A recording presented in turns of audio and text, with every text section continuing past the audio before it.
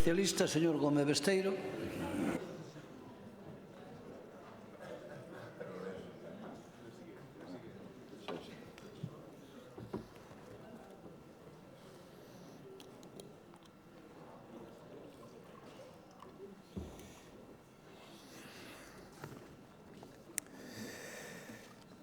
Boas tardes de novo, señor presidente. Señor Rueda, eu falei na miña intervención, non vou entrar en algunhas disquisicións das que fixo, porque creo que non conducen a nada. En todo caso, vamos centrarnos nas cuestións que eu creo que, modestamente, son as importantes. Por certo, non solamente para mí, nin para o Grupo Socialista, sino tamén as que señalan como principales problemas de Galicia. E voulles ler a vivenda. En primeiro lugar, a vivenda, en segundo lugar, a sanidade, en terceiro lugar, o paro, en cuarto lugar, a calidade do emprego, precariedade, malas condiciones, tipos salariais. En quinto lugar, a subida de precios, a inflación. En sexto lugar, a situación económica xeral. En sétimo lugar, o envexecemento e a población. En octavo lugar, a política e os políticos. Pero falemos agora das sete principais preocupacións que teñen os galegos, que son as que nosotros trouxemos este debate. E yo decía porque vostede sigue na súa teima. Está a outra cousa, está en outro mundo. Disculpe que yo diga, non yo digo co ánimo de faltar o respeto, sino porque parece que non se centran nos problemas reais que teñen os galegos e galegas. Non o que dice o Partido Socialista dos problemas dos galegos e galegas, pero sí o que os galegos e galegas recoñecen como as súas principais preocupacións. E trouxenlle a este debate propostas que vostede, por suposto, nin fixo mención a elas, nin para cuestionalas, nin para discutilas, para nada. Como se non existiran. Como se o problema non existira. Como se o problema da vivenda se resolverá de repente construindo a non sei cantos anos vista, pois 4.000, que é igual, 4.000, 5.000, 6.000, 8.000, hoxe son 8.000, eu creo que do ano que ven van a ser 12.000. Pero hoxe non as temos. Esa era a cuestión da que se discutía ahora. É como somos capaces de artellar medidas que nos permitan solventar este problema de acceso á vivenda, sobre todo que sufre a mocidade no noso país. E nos puxemos en riba da mesa. Oiga, porque non contemplamos a posibilidade dun banco público de aluguer que permita poñer a disposición máis de 5.000 vivendas en Galicia, con unha disposición de cartos onde a Administración galega actúa como garante para os arrendatarios e como garante tamén para os propios arrendadores. A seguridade do contrato de arrendamento garantizado por unha administración pública, pola Xunta de Galicia. Puxemos en riba da mesa un programa de primeira oportunidade para mozos e para mozas.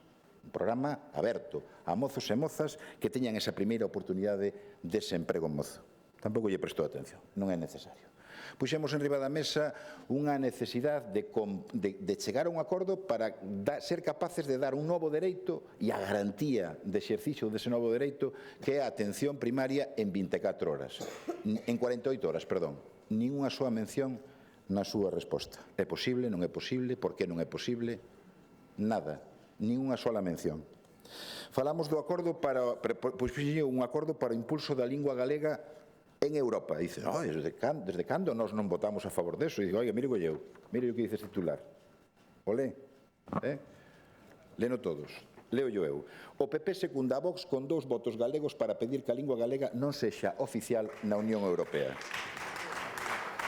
Pero aquí no Parlamento tamén. 13 de decembro. Moción do Parlamento Galego donde, entre uns acordos, decía promover o respaldo desta Cámara ás negociacións e traballos necesarios para que a lingua galega acade o estatus de lingua oficial no Parlamento de Europa, o igual que xa teñen as 24 linguas cooficiais que na actualidade xa o acadaron. Pero vostedes non votaron. Propuxémoslle un acordo para acollerse a condonación da deuda. E aquí sí que eu quero facer mención de que estou facendo un esforzo para intentar entendelo. Resulta que o planteamento é que se condona a débeda a todas as comunidades autónomas, en diferente proporción, e atención, como temos discutido aquí, á población axustada. Entonces, vostede dice, no, que non nos interesa, porque, bueno, isto xa para explicar que cando che perdonan a débeda que non che interesa, é difícil que o entenda a xente de aí de fora. Pero, bueno, eu sigo facendo un proceso de introspección lóxica do que di vostede. Digo eu, dinlle voltas, non encontraba a solución, dixen, únicamente que este home estuvera pensando en non pagala. Porque claro, se está pensando en non pagala, entendo o seu razonamiento. pero se está pensando en pagala, se destina cartos para amortizar o capital e os intereses durante todos os orzamentos, que eu recordo este ano tamén hai unha partida para iso, a verdade é que é difícil de entender. Sin embargo, utiliza un novo concepto que é mutualización da débeda. Eso sírvenos para Europa, pero non sirve para España. Isto tamén hai que explicarlo fora, O concepto de mutualización de deuda vale para Europa, pero non vale para España. Bueno, eu creo que, xa llo dixo unha vez, creo que se equivocan, porque a xente fora non entende que se che perdonan a débeda, non sexa bon para un. Pero bueno, alá vostedes. Veremos, porque eu xa lle digo que moitas comunidades autónomas van solicitar esa condonación da débeda. Xa veremos que é o que fai Galicia no futuro. Falamos de manter un discurso coherente en relación cas autoestradas. E eu dicíalle, bueno, oiga, mire, a AP9 prorrogouse, veremos se legalmente ou non, con quen? Co Partido Popular. Chegaron as bonificacións do 50% á AP9 da mau de quen? Do Partido Socialista, en solitario. Chegaron as bonificacións do 75% para a AP9 da mau de quen? Do Partido Socialista. Que votou o PP sobre as bonificacións da AP9? En contra. Votaron en contra nas Cortes Xerais. Quen implementou as bonificacións da AP53 por primeira vez? O Partido Socialista. Por certo, con esos orzamentos que di que non temos, pero que están prorrogados, pero ainda así, esa bonificación chegou. Non sei cal é a bonificación que chega ás autoestradas galegas da mau dunhos orzamentos que comenzaron a estar en vigor o 1 de xaneiro. Eso sí, están o 1 de xaneiro. Pero as bonificacións a que 55 e a que 57 non chegan cos orzamentos aprobados. Bueno, vai ter razón que van chegar da miña mau a gratuidade a AP9. Deme algo de tempo, non son presidente da Xunta, verdad? É vostede. A vostede o elexiron para iso e é a súa responsabilidade. Eu vou a traballar moito para que iso sexa así. Para a gratuidade, sí, é o meu presidente tamén. E nunca yo discutín, ademais. Altri, señor Rueda, vostede de verdad cree, honestamente, cree que Galicia necesita unha macrocelulosa como a de Altri para pechar ciclos? Ese proxecto, que, por certo, é un proxecto, cando falábamos das axudas europeas, que tiña unha serie de requisitos. Non era unha cuestión de quito che aquí, a ti douche, a ti non. Oiga, se somos tan respetuosos cos informes dos técnicos da Xunta de Galicia cando evalúan as declaracións de impacto ambientales, e eu respeto esa posición, o mismo respeto terán as comisións evaluadoras dos técnicos que valoran eses fondos europeos, cando menos a mesma presunción. A mesma presunción. Pero claro, é que en relación con eso se valora non solamente, como apuntaba alguén nesta Cámara, de que solamente se valora o tempo de a fecha de execución dese proxecto. Hai que valoranse moitas máis cousas. Valoranse aspectos medioambientais, valorase a viabilidade do proxecto industrial, valorase a non utilización de combustibles fósiles no proceso de produción, valóranse a reducción das emisións de CO2 no proceso en relación ca tecnoloxía actual e con outros procesos industriales similares, analízase a viabilidade técnica e económica, todo iso avalíase nos PERTES. E, por certo, todos esos criterios xa estaban cando se puxeron en marcha os PERTES, neste caso o PERTE de descarbonización. Por qué? Porque hai unha concurrencia competitiva. E hai esa concurrencia competitiva porque exixe a Unión Europea e as normas da Unión Europea. O eco que están pedindo aquí é que transaccionemos sobre as normas e o cumprimento das normativas. Os PERTES industriais para Galicia, lle guste ou non, chegaron a 97 empresas galegas, 156 millóns.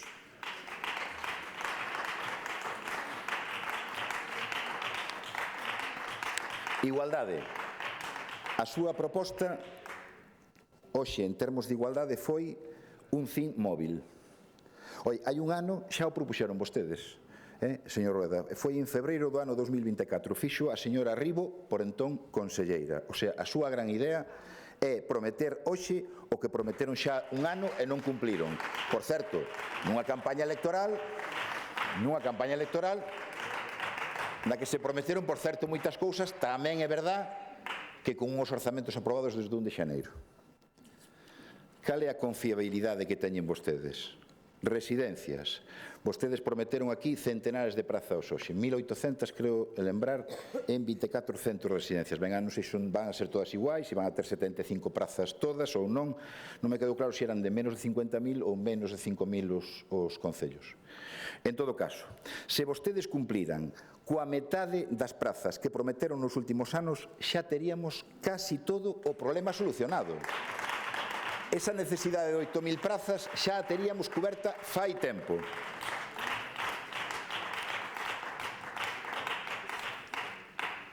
Hoxe pola mañá facía unha reflexión de que a súa intervención está baseada no autobombo, na autocomplacencia. Iso non é malo. Eu non son partidario dela, pero creo que o que eu lle trasladaba era que ese exemplo dese acto non é o edificante que ten que ser para un goberno democrático no ano 2025. Vostede falou durante toda a súa intervención de promesas repetidas, constantes, e moitas delas promesas absolutamente incumplidas. Os bonos cambiámosles de nombre, cando falaba e propuxo do bono do peixe, a verdade é que eu non teño nada en contra desa medida, pero, home, cando hai un problema tan serio como é o do consumo do peixe, cando creo recordar que andamos en torno a reduccións de consumo nos últimos 10 anos de 34% no peixe fresco e de 36% no peixe congelado, home, o goberno autonómico, ademais de poñer en riba un bono, ten que poñer outro tipo de medidas. Hai que poñer encima de medidas. E se considera, que eu considero lexítimo que usted diga, oiga, é que a reducción do IVA, pero usted dáse conta do porcentaxe de reducción de consumo? Un 34%. É unha cifra absolutamente salvaxe. E iso implica que hai que tomar medidas. Consumo en institucións públicas de peixe, do noso peixe, non do peixe de fora, medidas que habiliten para que haxa un consumo razonable, novas formas de consumir o peixe, eso tamén é promocionar as empresas. Innovación. Pero, home, se considera que con eso se solucionan os problemas da reducción no consumo, realmente creo que non é moi axeitado. Durante todo o debate, tanto no primeiro como no segundo turno, vostede incurriu en grandes contradiccións. Contradiccións que, cando un pide máis competencias, que me parece lexítimo, pero fai caso omiso ou pasa de puntillas sobre as competencias que son da súa competencia hoxe xa, pero que fai é botar valores fora, evidentemente, hai unha contradicción máis que evidente. E por iso podemos entrar a falar de máis cuestións. Cando lle falaba de financiamento, creo que ademais hai puntos moi en común en materia de financiamento. Pero tamén eu reclamaba maior autonomía fiscal. Vostedes non poden vir a esta Cámara obter bonificacións no imposto de patrimonio, que eu invito a xente que nos está escoitando fora, canta xente coñecemos do noso entorno que fai a declaración do imposto de patrimonio. Bueno, eu non conozo moitos. A mellor hai xente que a fai non o coñece, pero a inmensa maioría dos que coñezo eu, como lle pasará a moita xente, non fai a declaración do patrimonio. Pero, sin embargo, aquí en Galiza hai 225 millóns que se van a esas bonificacións. A onde se van, señor Rueda? Os patrimonios máis poderosos. E iso creo que, evidentemente, somete a unha crítica que, evidentemente, deixa a vostede espido nese sentido. 225 millóns son as bonificacións de imposto de patrimonio. Eu non a fixen. Ainda que outro día saliu na prensa que tiña moitos cartos, a verdade é que a imposto de patrimonio nunca o fixen. Supoño que non son un defraudador para a facenda pública, non? Apuntáballe, finalmente, que ten unha desconexión importante ca realidade. E poñíalle o exemplo da conexión de Vigo ao Porto. Pero, bueno, era un apunte claramente simbólico, porque vostede correu a pasar ao outro lado da fronteira, posicionarse como un gran patriota do lado de Portugal, e agora sabemos que Portugal, como xa se sabía daquelas, señor Rueda, non iba a poder chegar polo seu capacidade económica, pola súa capacidade de innovación na propia obra. Eu creo que neso España é absolutamente pionero, é unha das potencias no desenvolvemento do ferrocarril e, sobre todo, na capacidade das empresas españolas. Pero ahora que estamos vendo que hai certos fracasos na contratación dese proxecto, coincidirá comigo que é difícil que os nosos veciños de Portugal cheguen a esa cifra do 2030. Nós vamos a chegar, estamos seguros además que vamos a chegar, pero estaría ben un apoio por parte da Xunta de Galicia de dar este salto a este lado da fronteira para apostar e apoiar esa decisión ca mismo entusiasmo que se manifestou cando se foi a Portugal a falar desta cuestión. Falábamos de Sogama e eu non lle vou a repetir aquí a desconexión tamén que a realidade é o que dice a Directiva Europea de 2018. Pero bueno, alá vostedes. Alá vostedes. Creo que pode e debe aproveitar as oportunidades que nós facilitamos. Vostede é o presidente da Xunta de Galicia. Ten a capacidade ademais para facelo, para falar de todo ademais, para falar de autogoberno, para falar de competencias, para falar de todas aquelas cousas que melloran a vida das persoas. Pero que non podemos facer, señor Rueda, é ignorar a realidade, mirar para outro lado, senón que o que temos que facer é enfrontar os problemas que realmente teñen os galegos e galegas e ver como nós, entre todos, eu faría, a pesar dunha maioría absoluta, somos capaces de unir a este país nas cousas que creemos que nos deben unir, no autogoberno, no financiamento, na aposta, como lle decía antes, non pola industria sí ou industria non, sino que tipo de industria sí ou que tipo de industria non. En todo caso, creo que nese camiño nos vai a topar a máis xente da que vostede cree. Eu animo a que o faga. Gracias.